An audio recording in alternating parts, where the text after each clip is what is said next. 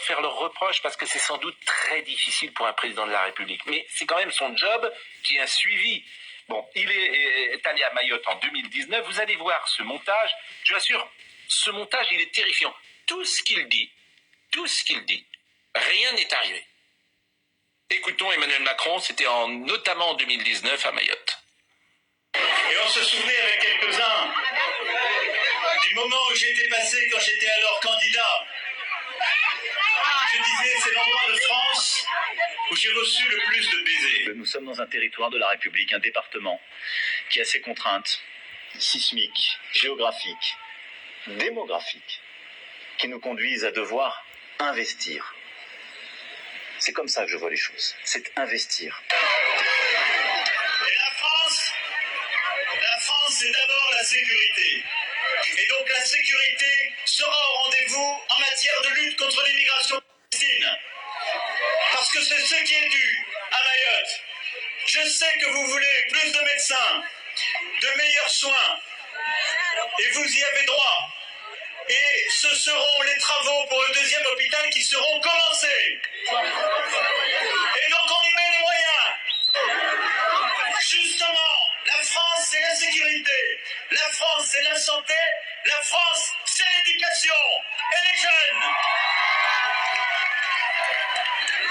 Avant la fin de ce quinquennat, ce sont 800 classes nouvelles qui seront ouvertes à Mayotte. C'est l'engagement pris et il sera tenu. Plus d'habitat. On va relancer des opérations ici, à Mayotte, pour rénover l'habitat grâce au plan de convergence.